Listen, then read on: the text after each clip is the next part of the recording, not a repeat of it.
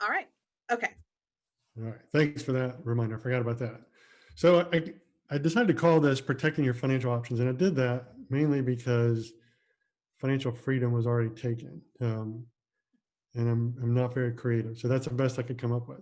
But it really is about financial freedom. And, it's by having your finances in order, it creates freedom. And that's really kind of the goal, what we're trying to accomplish through the study. And um, I want to just kind of share what I'd like to accomplish, um, and and hopefully kind of set the stage for how we'll go through the next 6 weeks.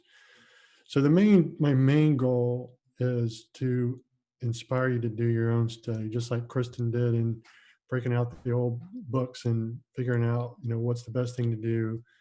I'm going to share a lot of information that I've learned over studying this for a long time, and experiences I've had with our personal finances and with counseling other people.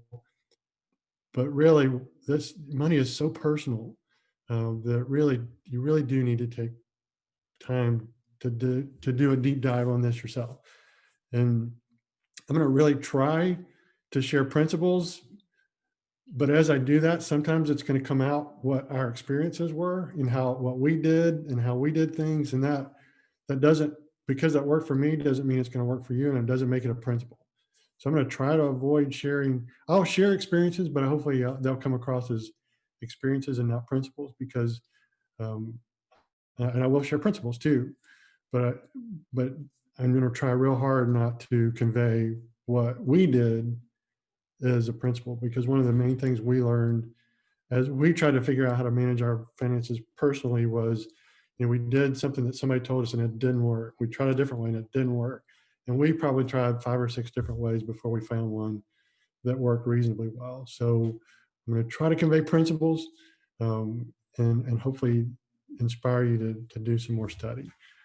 I didn't know what Don's message was going to be about this morning, or I might have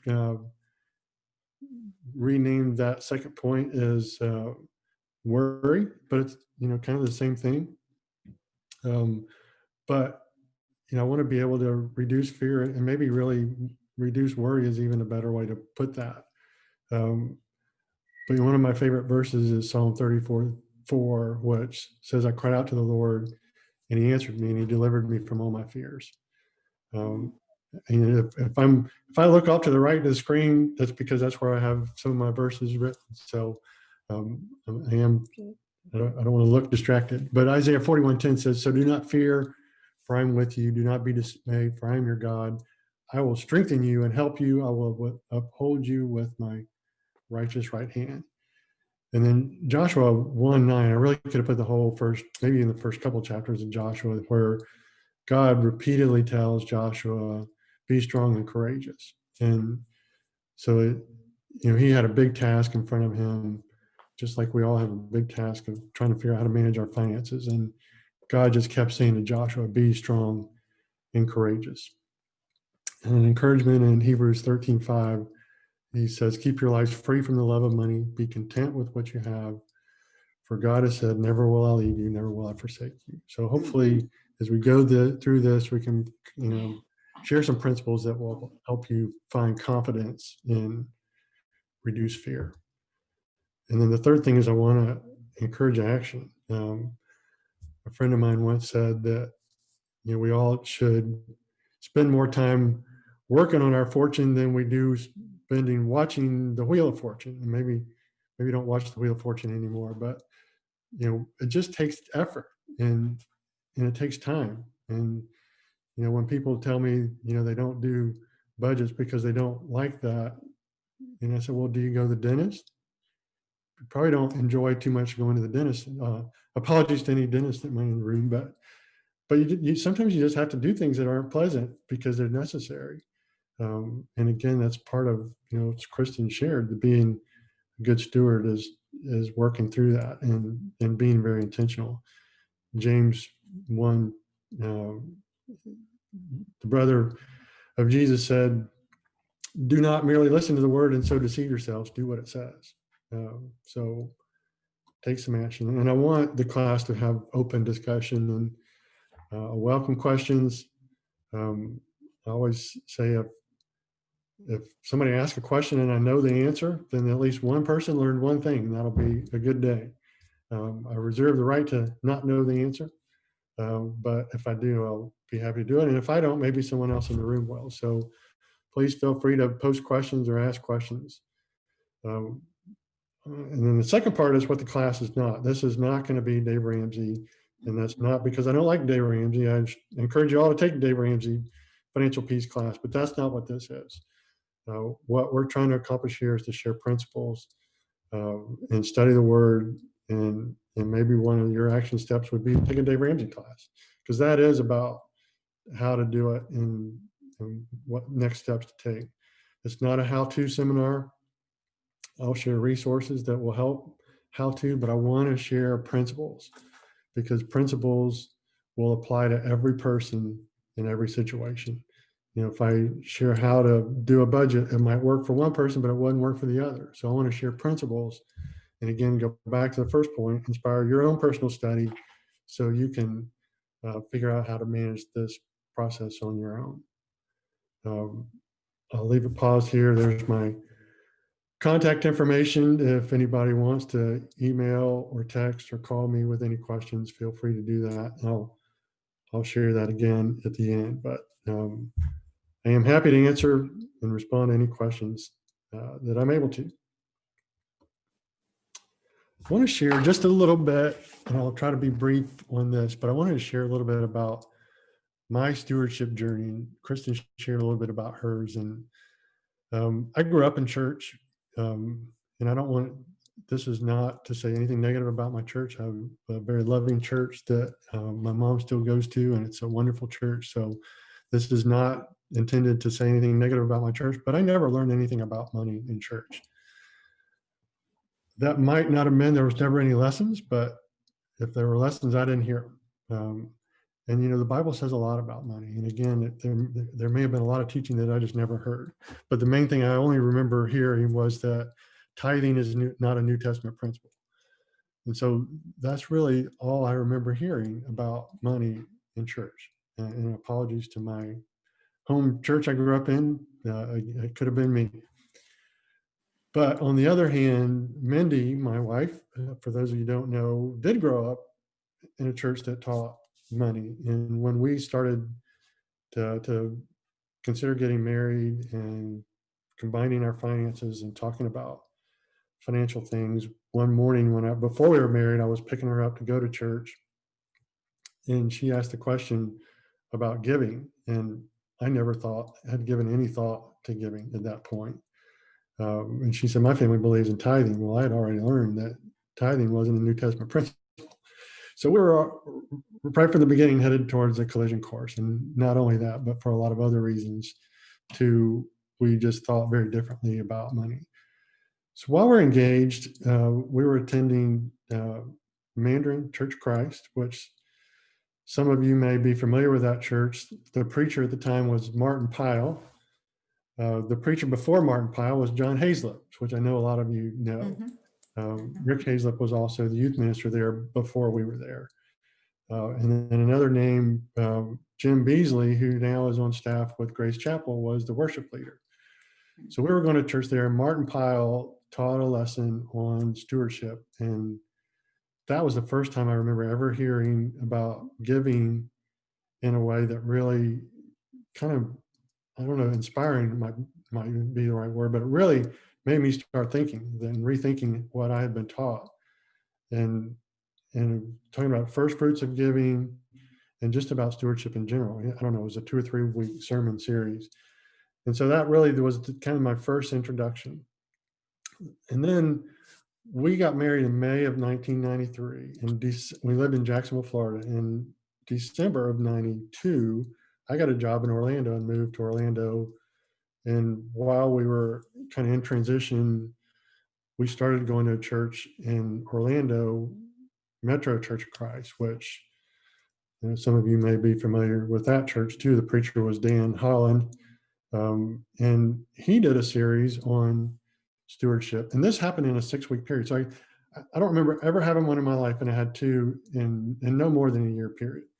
And he did it based on a book, Master Your Money by Ron Blue, which I now work for his organization. But so then it's kind of same thing. I said, wow, this is really interesting.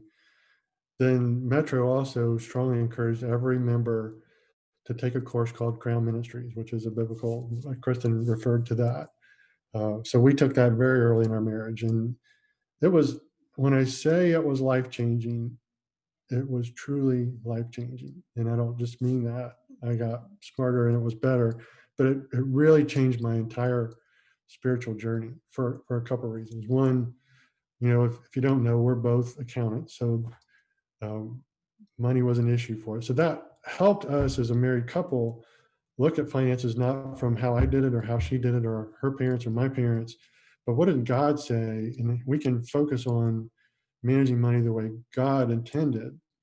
And the biggest thing that I learned through those three things was that what God taught us in scripture about managing money, it was a principle, but it wasn't a rule book. And I guess I'd always kind of grew up thinking, the things God tells us to do was just kind of a rule book to make sure we acted like he wanted us to act. And it was then I realized that the principles really were the best way to do it. So it was the first time I really grasped that what God teaches isn't just a rule book, but it really is the best way for us to function in life.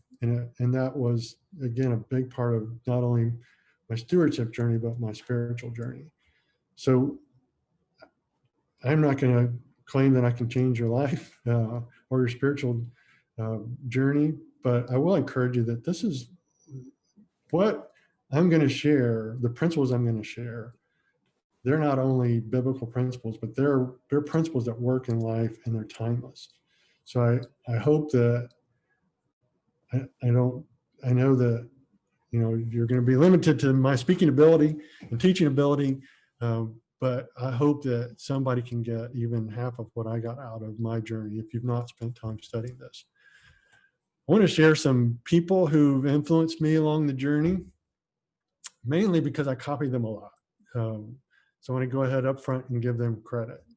And I actually found this picture when I was getting ready for this. If you don't know who these people are, the one on the far left is Ron Blue, who part of my journey too was we left Orlando and moved to Atlanta to go to work for Ronald Blue and Company, which is a financial planning firm that does planning based on biblical perspectives. I think everybody knows who the second guy is. I'll come back to him. The third guy is Howard Dayton, and Howard Dayton is the one who started Crown Ministries and influenced me much sooner than Ron Blue did. And he no longer works for Crown Ministries, but he still does have a ministry called Compass, which I copy some of their materials once in a while. And then the last guy is Steve Moore, who's probably, you may not have heard unless you're listening to his radio show now, but he was Larry Burkett's co-host for many, many years. And Larry Burkett was, maybe, I hesitate to say a pioneer because they're teaching biblical principles, but he was really the first one that really taught how to take biblical principles and apply it into stewardship in our lives. And Larry was probably the second person that had a lot of impact on me. But Steve Moore has a show called MoneyWise that's on Moody Broadcasting. You can also Google moneywise.org, and they have a lot of really good material on their website too. And then back to Dave Ramsey, which I assume everybody recognized. I actually didn't care much for Dave Ramsey when I first came across him because the other three people in the room and me are kind of accountant types and less reserved and not quite as it doesn't have quite the dynamics of Dave Ramsey. But somebody gave me his book one time at a conference, and I said, okay, I'll read it. And I loved it. And I'm a big Dave Ramsey fan now. If you're struggling, or if you're just having trouble staying on track, I encourage you to listen to his radio show. You hear people with really just crazy stories that by following his principles have gotten out of debt. So finally, three more, we'll get started. Randy Alcorn wrote the book Treasure Principle and also Money, Possessions, and Eternity. Great books. Andy Stanley has a video series called How to Be Rich, which is fantastic. In the area of investing, Austin Pryor has a book and a newsletter called Sound Money Investing. So I know Ron personally, and I know his copyright philosophy. He says if you're going to copy it right. So I've done my very best to copy it right. But I do, again, I'm using a lot of their materials, and I just want to up front give them credit. So here's what we're going to do. Today we're going to have an introduction. Week 2, we're going to talk about spending priorities. Week 3, debt, giving, don't miss the miracle, and then finally teaching the next generation. So as we get started, I want to just provide some encouragement. If you maybe you're in good shape, and I hope that there are people in all spectrums in the class, that not just people that are struggling, but people on all different aspects of the journey. But wherever you are, forget what happened before and just start fresh, just like you're doing in any other thing where you're trying to institute change. Forget what's happened. Don't dwell in the past. Focus on the future. And again, fear not. I love how the Message puts Joshua 1:9. Haven't I commanded you? Strength, courage. Don't be tempted. Don't be discouraged. God, your God, is with you every step you take. If you listen to the Family Friday, I shared a little bit about my journey of being a better listener. If you think you got this all figured out, and maybe you're here because your spouse said we need to go to this, just listen. And again, back to the very first point, do some study, and maybe there is something you can learn. Maybe you don't learn it from me, but maybe through your study you can find something. But let's all just kind of, and I will too, and finally be in this pandemic a while longer. So let's do what we can to emerge stronger. So a couple of quick thoughts about money, what money is not. We often look at money as how much we have, what we own is part of our self-worth, but that's not the case. Our worth is in being a child of God. Proverbs 22 says, the rich and the poor have this in common. The Lord is maker of them all. So it's not who we are. Money's not a guarantee of contentment. That's right. Whoever has money never has money enough. This too is meaningless. In Ecclesiastes and in Philippians, Paul says that contentment is a learning process. So no matter how much he had, he learned to be content. So it's not you don't attain contentment, you learn contentment. And then money is not a measure of our success. So you can't serve God and money. It's been said that there's over 2,000 scriptures on managing money and possessions. A lot of Jesus' parables dealt with money and possessions. So why did he talk so much about money? And I believe it's because he knew that money and possessions were going to be the biggest competitor for his attention. So you can't serve two masters. So I hope this video plays. I think this is going to kind of give us a good introduction to stewardship, and then we'll kind of unpack it from there. So hopefully this will play. Let me know if it's not working. The world has a lot to say about money. It says that money offers success, security, and even significance. It says that we'll feel better if we just have a little bit more. But when we look around, do people with more really seem happier? Or better yet, let's look at ourselves. We are the wealthiest nation in the world.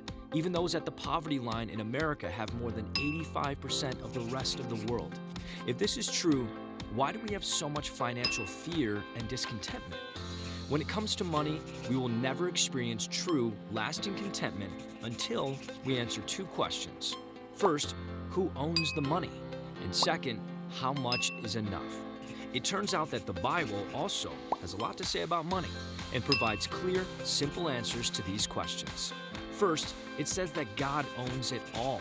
Psalm 24:1 says, "The earth is the Lord's, and everything in it, the world and all who live in it." Believing this means that we are merely taking care of His money, not our money. We call this stewardship. Our focus changes from what do I want to do with my money to what does God want me to do with His money. In fact, He uses money as a tool to shape us, as a test of trust and obedience, and as a testimony to shine light into a dark world. Answering the second big question, how much is enough, is a journey leading to true contentment. You see, we all have a finite financial pie of a certain size. With this pie, we can only use money in a few ways: to live, give, owe, and grow. Before using any money, we should all heed the words of Hebrews 13:5 by being content with what we have. We must choose contentment. Next, we interact with God, who owns the whole pie, to decide how much is enough for each wedge. The pie allows us to see that there are no independent financial decisions within the pie. It reveals that if we have a long-term perspective, we make better decisions for today. For each wedge, the Bible provides wisdom that applies all the time for any size of pie. Spend less than you earn, because every financial success depends on it. Give generously, because giving breaks the power money has over our lives. Avoid debt, because debt always mortgages the future. Pay taxes with gratitude, because they are symptomatic of God's provision. Plan for financial margin, because the unexpected will happen. And to make it all work, set long-term goals, because there's always a trade-off between the short-term and the long-term. This is our stewardship journey. This journey leads us to contentment, confidence, and better communication. God's financial wisdom changes the way we think, act, and communicate about money. So let's listen to what God says about money, rather than what the world says.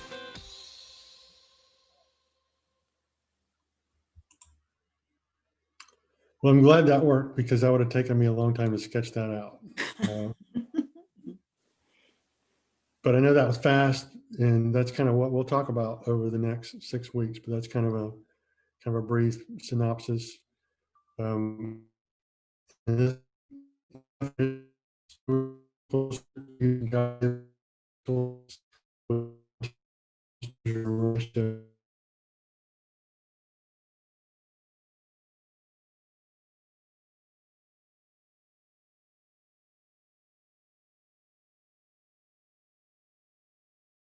creative, so I don't have another word for it. So I think it does kind of describe what we're trying to convey and talk about and learn. So I think it's really important. That's so foundational. The idea of stewardship, which really means that God owns it all. I've been entrusted to manage some resources that He's given me uh, possession of, and so that's really foundational. So I want to talk about that just a little bit and share some verses. And again, if anybody has any comments or questions, uh, dive in. But there's a few verses, that kind of convey that everything in the world is God's, and we're just kind of entrusted to take care of it. And that's what steward is: someone who manages resources of another person. So Psalm 24: the earth is the Lord and everything in it, the world and all who live in it. That's pretty all encompassing. Psalm 50: I have no need of a bull from your stall or a goat from your pen, for every animal of the forest is mine, and the cattle on 1,000 hills. If I were hungry, I would not tell you, for the world is mine and all that's in it. The silver is mine, the gold is mine, declares the Lord. One of the foundational scriptures in the Crown Ministries verse is this, 1 Chronicles 29:11. Anybody and they memorize verses. So this was one of the verses that had to be memorized. That was kind of intimidating. But everything in the heavens and earth is yours, O Lord, and this is your kingdom. We adore you as being in control of everything. Riches and honor come from you alone, and you are the ruler of all mankind. Your hand controls power and might, and it is your discretion that men are made great and given strength. O our God, we thank you and praise your glorious name. But who am I and who are your people that we should be permitted to give anything to you? Everything we have comes from you, and we only give to you what we've already had. And just some context, this is when, if you recall, David was not allowed to build the temple but he was allowed to do the fundraising. So this is when they gathered funds to build the temple, and people brought things and to build a temple. And so a lot came in. There was a lot of money and resources, and this is how David responded: was that, we didn't do this, you did this. We're only giving you back what you've entrusted to us. So you might be tempted to think like Jimmy Stewart and Shenandoah, that said, Lord, we cleared this land, we plowed it, we sowed it and harvested it, we cooked it. The harvest wouldn't be here if we wouldn't be eating it if we hadn't done it all ourselves. We worked dog bone hard for every crumb and morsel, but we thank you just the same for the food we're about to eat. Mm. But if you're tempted to think like that, there's also a verse that in Deuteronomy that says, you may be tempted to say, my power and strength of my hand have produced this wealth for me, but remember the Lord your God, for it is he who gives you the ability to produce wealth, and so confirms his covenant, which he swore to our ancestors. So even though we do work hard, and that's our part, as being good stewards, it is our part to work hard and do what we need to do. But it was the Lord who gave us the skill to do it. So there are 5 biblical principles to managing money. And if you have done any of my class, there's 5 principles, which often I refer to as the secrets to financial freedom: spend less than you earn, give generously, avoid the use of debt, plan for financial margin, also build an emergency fund, and set long-term goals. And it really is that simple to say and to do, but to actually put those in practice are what the challenge. A friend of mine who was a stewardship pastor at a church said, I can teach everything I know in about 5 minutes. That's the easy part, to know what the principles are. What's difficult is to put them into practice. Mm-hmm. So I said this wasn't a how-to book. I want to share this resource. And if you want to get your phone and do your Amazon app, this is a free book on Amazon. Your Money Made Simple by Russ Crossan. The book is not free, but the Kindle version is free. So if you go online and look for the Kindle version, it's actually free. And so there's 5 principles, and there's also 5 uses of money, which is giving, living, taxes, debt, and saving. So Russ unpacks each of these and how to fill up those buckets and how to really create a spending plan. And we're going to talk about a spending plan next week again. So Ron Blue has just kind of recently come out with what he calls as the 4 H's of financial wisdom. He said there's really 2 barriers for us. If I'm able to convince you that there are biblical financial wisdom and you want to put it into place, there are really 2 barriers. One is fear and the other is confusion. Fear because we're afraid of failure. We're afraid we're not going to have enough. We're afraid that if we give something away, we're not going to have enough for ourselves. We don't know. Just fear of, or as Don shared this morning, worry. And the second is confusion. Confusion because there's just so much information. Information is everywhere, especially with the internet and being able to Google, financial wisdom. If you Google there, it would come from everywhere. And so there's just a lot of information everywhere. And the difference between just information and biblical wisdom is timeless. And that's again why I want to share principles, because they're going to apply to everyone on this call and everyone and for every time. So biblical wisdom is timeless.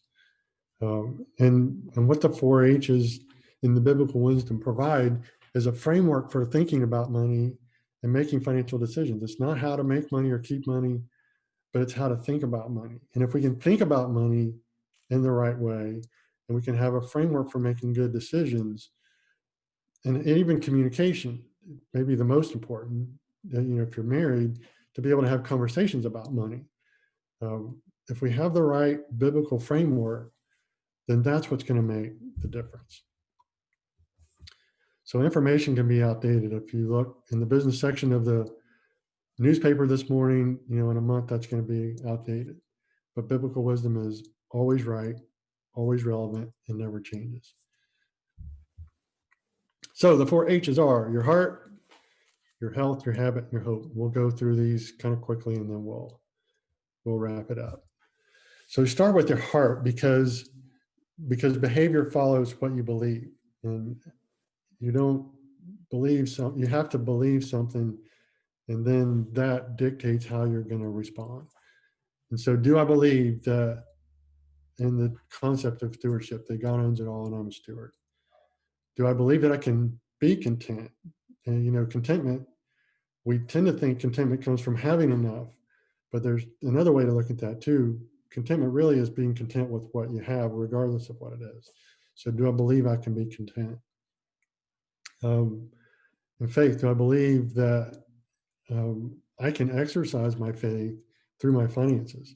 If I believe God is calling me to give more or to get out of debt, but I don't understand how I can get it, can I have the faith to do what God's calling me to do? And then wisdom, do I believe that God's wisdom is true? And do I believe I can get wisdom? In James it said that whoever asks for wisdom, he gives freely. So we need to ask for freedom, for wisdom. And then when we get our heart right, then what follows our heart is our health. And this goes back to the 5 uses of money, which Ron kind of renamed live, give, owe, and grow, when the O is made up of taxes and debt. But your living is your lifestyle. We tend to, based on worldly wisdom, decide how we're going to live, how big a house we're going to have, where our kids are going to go to school, all the things, the kind of cars we drive, the hobbies we have, all those things we decide first. And then we have to pay our taxes, we have to pay our debts.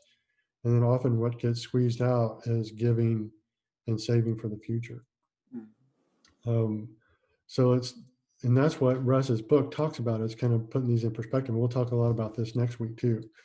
But how do we prioritize the 5 ways we can spend our money is our health. So that's where we are now. And are we content where we are in the way we divide up this pie, or do we need to improve our health?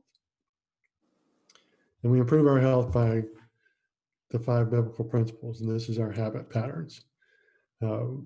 Spend less than you earn. Dave Ramsey would say, act your wage. Avoid the use of debt. And it doesn't say never have debt. That's not the message. But avoid it if possible. Give generously, because giving breaks the power of money in our lives. And I believe that regardless of where you are, giving is important and should not be neglected. And maybe that's where we really should start with our budget instead of where we finished. And then setting long-term goals. The longer term the perspective, the better the decision. And then finally, as we go down, then that leaves hope. So this is a margin meter, margin being what's left over after you spend everything else that's required. And really margin is where we have what creates options. The whole idea of the class is to create options. So by having more margin, because we're spending less on living, debt, and taxes, and whatever, we're making the margin part of our pie, or savings part of our pie. That's where we get options. And saving doesn't necessarily mean saving for retirement. It could be saving for, the car that we need to replace, or it could be saving for medical bills, or just have an emergency fund. But there's kind of these 5 different areas of our margin meter. So interesting. I found that Ron actually, maybe, I don't know who got it from who, but there's another book that I'll refer to in a minute that was done some research from Thrivent Financial that found from a survey of Christians. I think they surveyed 50,000 Christians, And they find that everybody fits into one of these 5 mindsets or categories of kind of where you are now. You're surviving, you're struggling, and you're anxious about the future, so you're worrying. You're stable, so maybe you feel okay, but you're not where you want to be. And then finally, the last 2 are secure and have surplus. So they actually did a study and categorized people and Christians, and this is what they found: 6% are surviving, 11% are struggling, 32% are stable.